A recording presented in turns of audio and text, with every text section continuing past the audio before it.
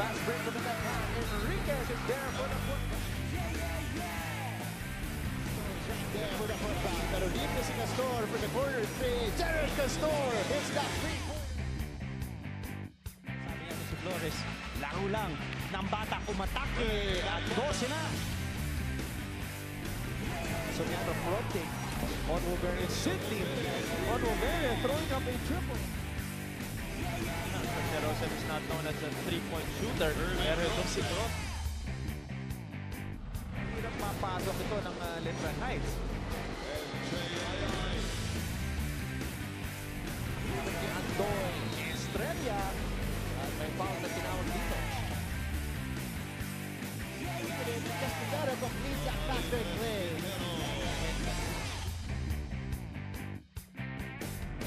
Down low to Ilagan. Ilagan for 3. Ilagan is on fire. Long distance 3. Ginamitan pa ng pantay. Lista mo na.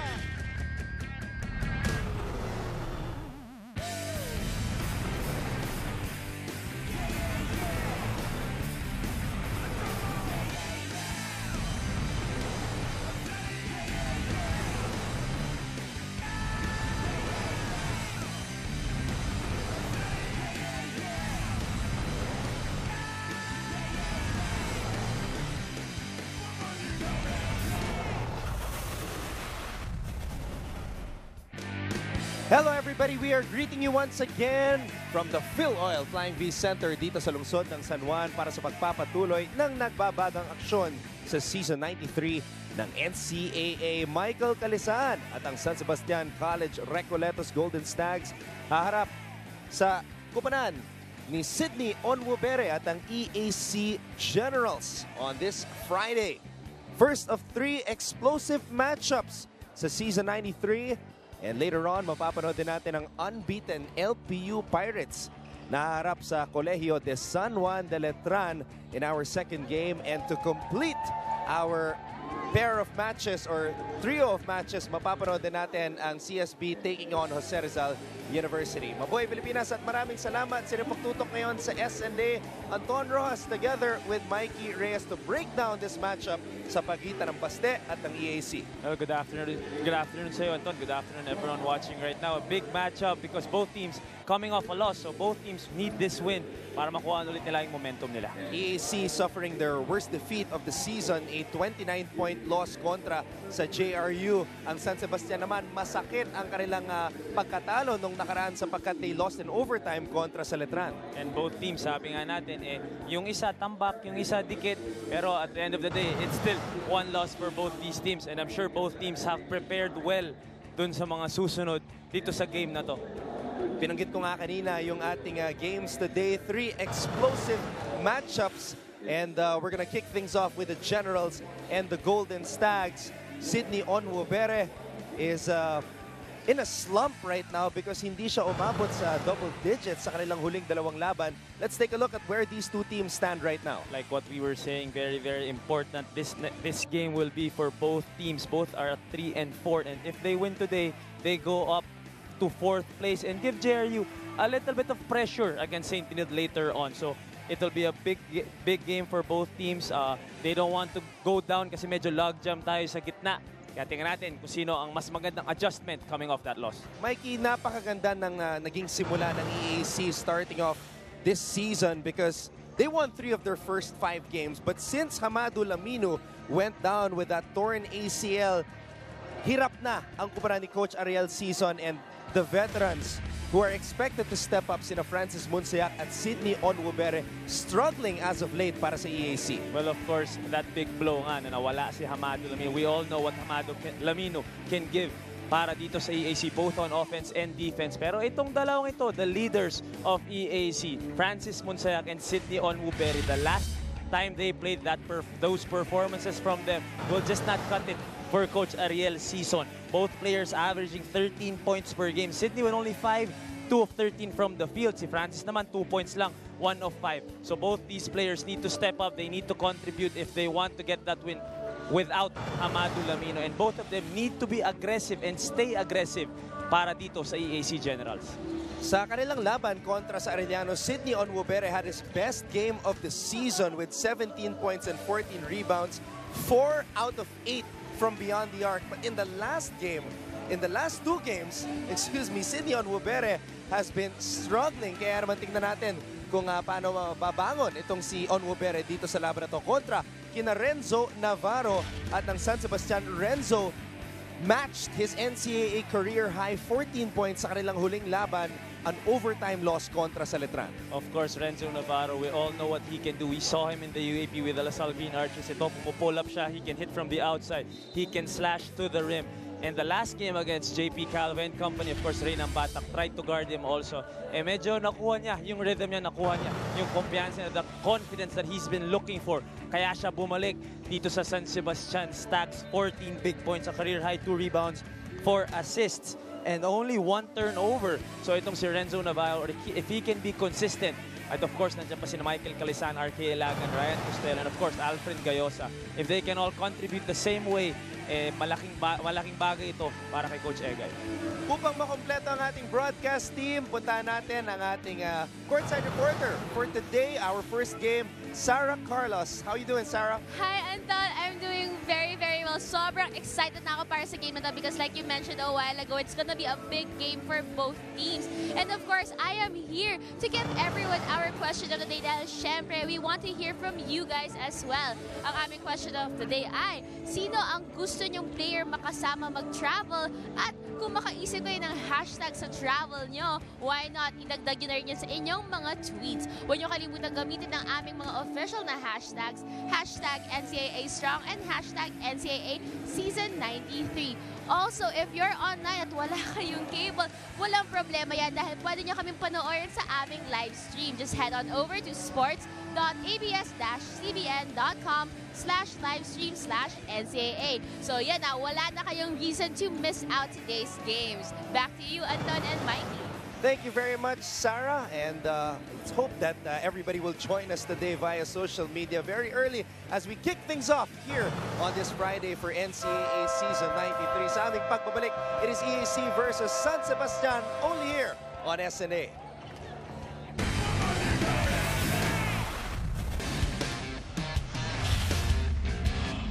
Sean Neri, point guard. Dan Corilla, shooting guard.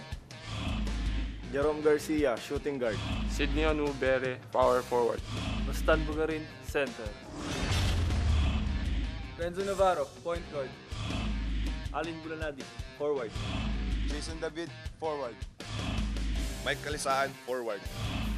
Justin Mercado, center.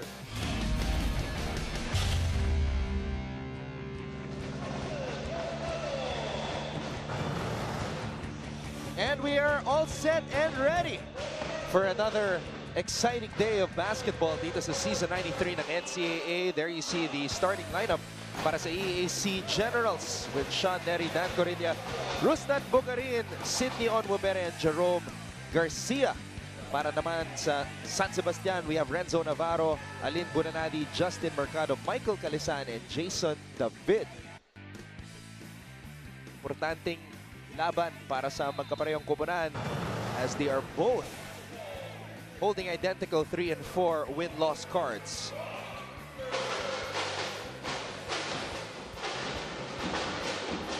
Neri will start things off for Coach Ariel Season's team.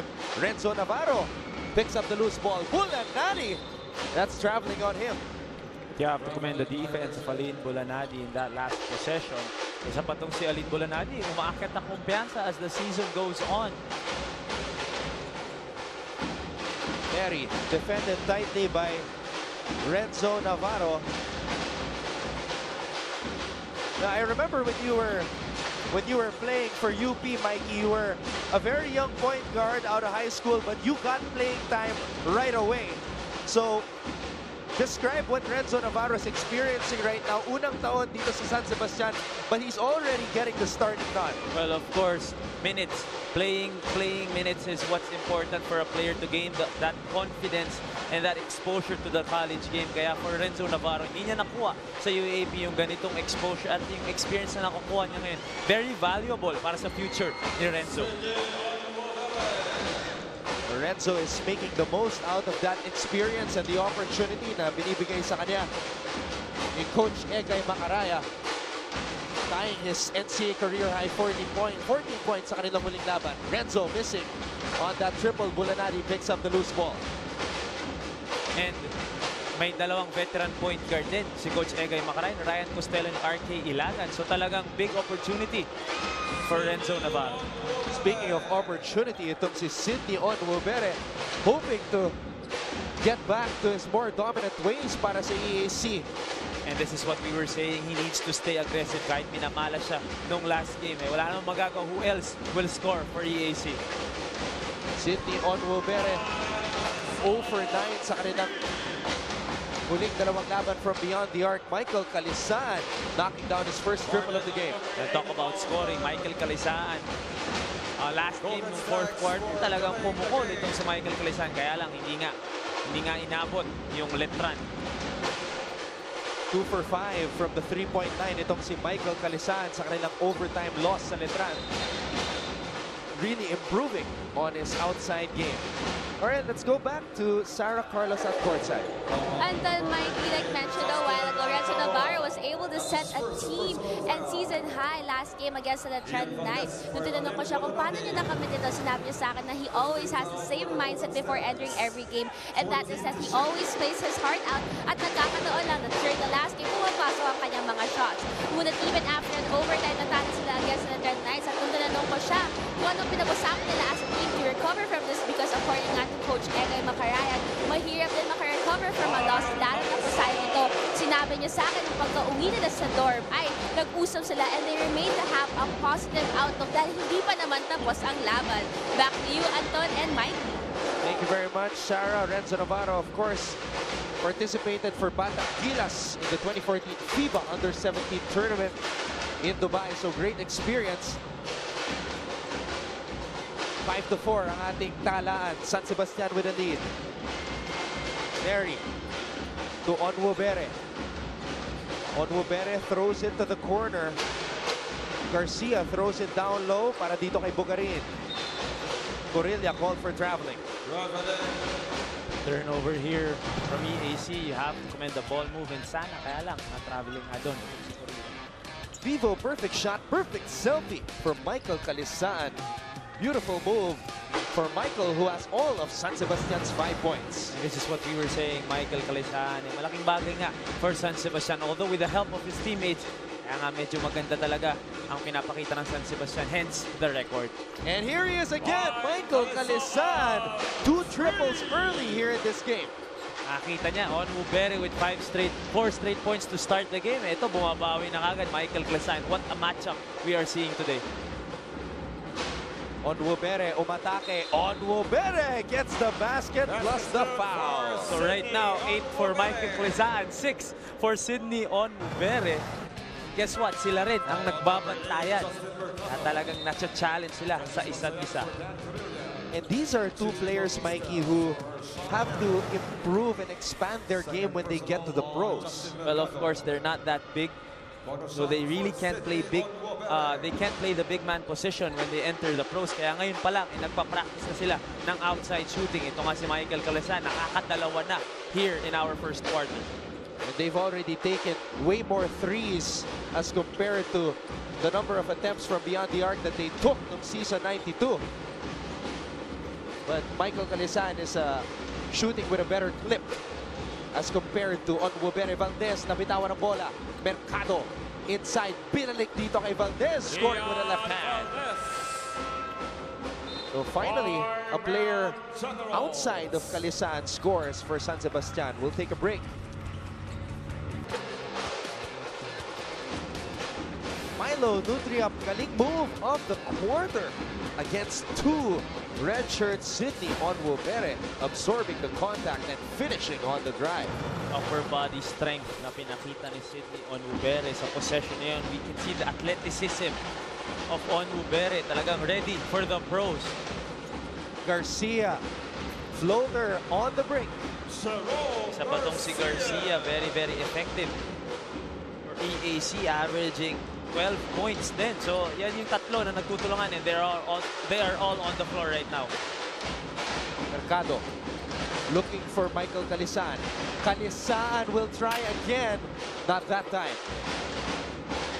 He checked there. He checked for Michael Hinahanap Calisan. talaga ni Michael Calisan yung tira niya sa labas.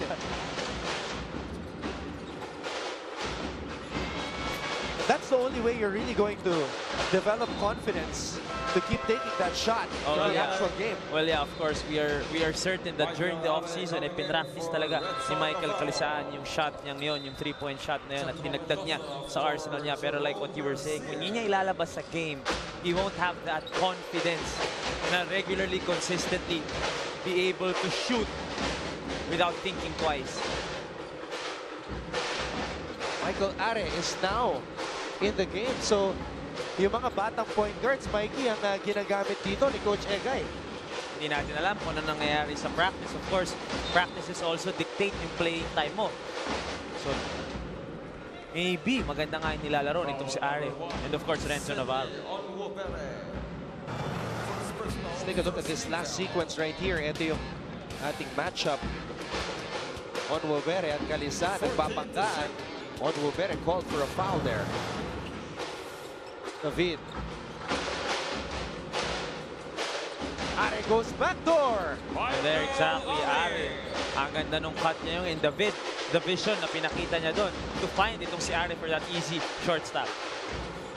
Bautista handing it off to Munsayak. Bautista with a drive. Onwovere, top of the key, 3. No good. Rebound, Mercado. Pero like what we were saying in past years, a kick out like that for Onwovere, the drive niya yun. Pero ito, Are inside against the trees and converts. That was a well-designed play with Are going backdoor and David making the perfect read. Are umatake. Are with a floater. That's a foul on Francis Munsayak. Eh, dito si Are, kitang-kita din, hindi na-intimidate against the veteran point guard like Francis Munsayak. Well, of course, in practice, he goes up against Ryan Costello and RK Ilagan, so I'm sure that he is used to the gulang of these veterans.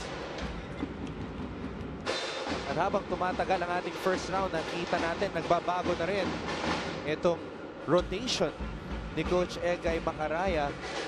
Capobres is set to check in. Capobres didn't see a lot of minutes early on in this tournament. Well, of course, San Sebastian, malakas ang lineup ng San Sebastian, and their record right now at 3-4 doesn't give justice to ang kakayahan ng team ni Coach Egay Macaraya. So right now, maybe Coach Egay is trying to find different combinations that will be effective sa mga susunod na games nila. Actually, all of their losses, winnable games, Mikey. Actually, in any game naman right now, it's only Lyceum and San Beda ang talagang humaharap ngayon sa ating liga. So any team that you go up against other than those two, talagang winnable for all these teams. San Sebastian was in that game against San Beda on opening day, and they only lost, talking about San Sebastian, they only lost to Lyceum by 5 points. So, pinapakita ng kupunan ni Coach Egay Macaraya na kaya nilang makipagsabayan sa mga big boys ng NCAA. Maybe it's the consistency that Coach Egay is looking for from his players. If you can go toe-to-toe against San Beda and Lyceum, why can't you win against these teams na medyo nasa ilalim? So yung consistency, very important for the team of Coach Egay. We had those 2 heartbreaking losses kontra sa Perpetual at sa Letran. So definitely games that they wish that they could take back.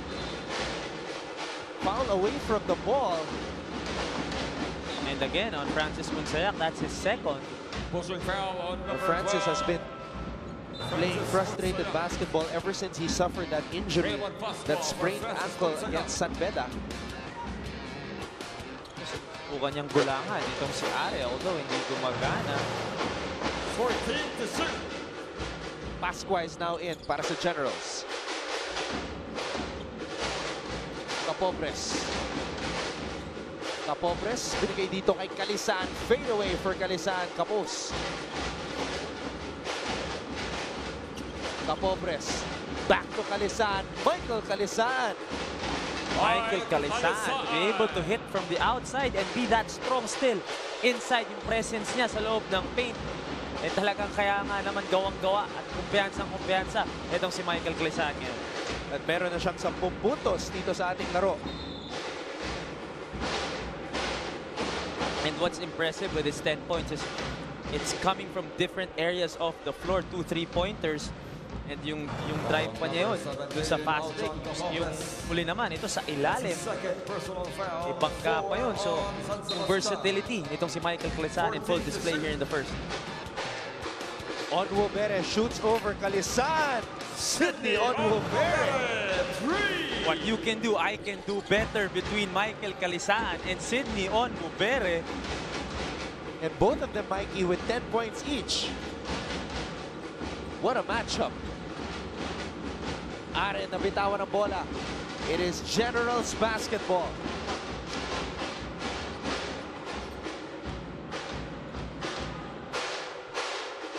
Pascua. Triple on the way. Too strong for Mendoza. Michael Calisan trying to get it to a teammate. Naibigay ang bola dito kay Are. Are to Capobres. Capobres to Valdez. Valdez, wala. And again, Michael Calisan trying to go for that offensive board. And napafoul na lang itong EAC. This is that 3 by Sydney Onwubere. So finally, Onwubere, it's his first 3 in 3 games. Timeout.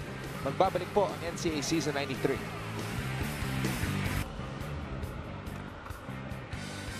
This is probably the best start in a game this season para kay Michael Calisan na meron ng 10 puntos. And he can very well surpass his 18-point output sa kanilang huling laban kontra sa Letran today.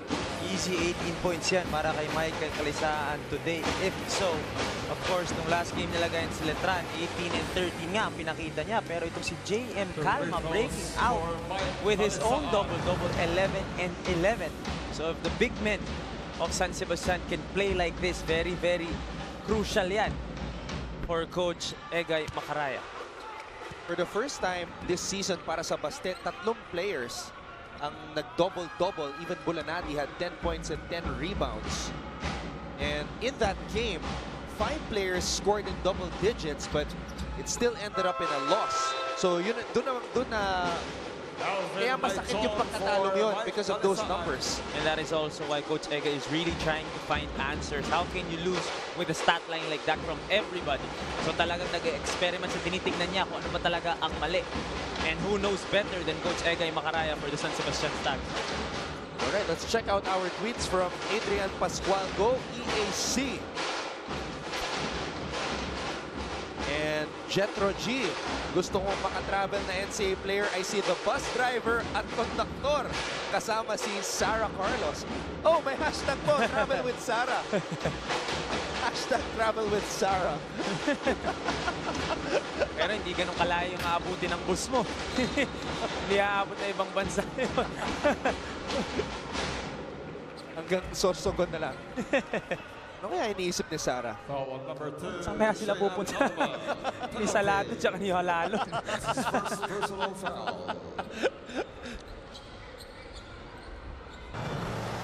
Keep us company, make us laugh with your tweets as we jumpstart another day of NCAA basketball. Of course, talking about Ensalada, medyo struggling nga ang Arellano University. Sinabi nga ni Coach Jerry, hindi mo naman mapapalitan ng ganun-ganun lang si Giovanni Halalon. Of course, they are still trying to find their identity after the Halalon era.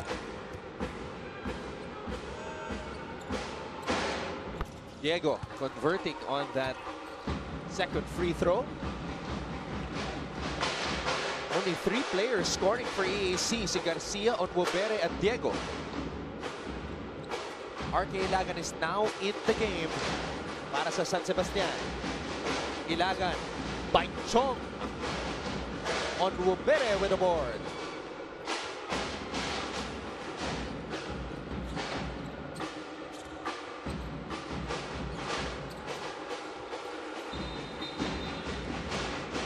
A little too aggressive there for RK Ilagan. We'd like to remind everybody, meron po tayong live streaming sports.abs-cbn.com/livestream/NCAA. You can check out the action wherever you are. Just don't watch the game while driving. Passenger ninyo sa tabi ang pwedeng manood. Kwento na lang niya sa'yo ang nangyayari.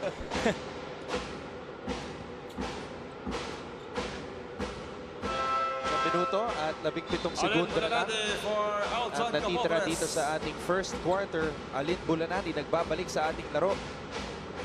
Free throws for Irvin Mendoza. Di pa natin nakikita si Alfred Gayosa, Mikey, dito sa ating laro. Of course, Alfred Gayosa, just the other game, the game before Letran, nag-career high nga itong si Alfred Gayosa. At ito, nakakagulat. Why is he still on the bench? Nanonood pa naman si Gretchen Sultones. At kaka-champion lang ni Gretch sa PVL Open Conference. Congratulations to the Water Defenders. At napakaganda nga ang nilalaro ni Alfred Gayosa this season. And we have to credit also yung competitiveness na dinadala ni Gretchen Sultones sa kanilang relationship. Bulanadi lets it fly. Bulanadi grabs his own miss. Diego with a steal. Under a minute to play here in the first quarter. Onwubere, pinasa sa loob. Basket is good. And Onwubere trying to be a point forward for EAC. Of course, nawala na nga si Francis Monsayak to foul trouble. What a pass coming from Sydney. And a great find there by Sydney to Mendoza as David launches it.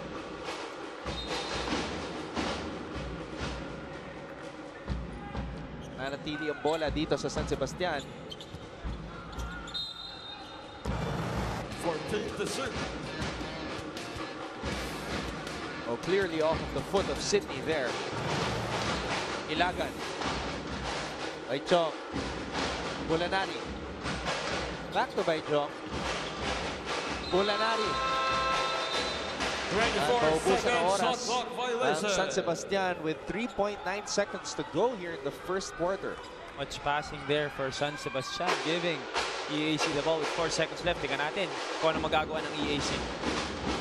Onwubere still has time. Onwubere almost got it to fall. Alam ko ganun kainit itong si Sydney Onwubere sa ating first quarter, but their matchup, itong si Sydney and Michael Calisaan really making full effect dito sa ating first quarter. Onwubere's got 10 points. Michael Calisaan has got 11. Calisaan knocked down 2 threes. Ito namang si Onwubere knocked down 1. So the two power forwards leading the way para sa Baste at sa EAC. We'll be back for quarter number 2. You're watching season 93 of the NCAA only here on SNA.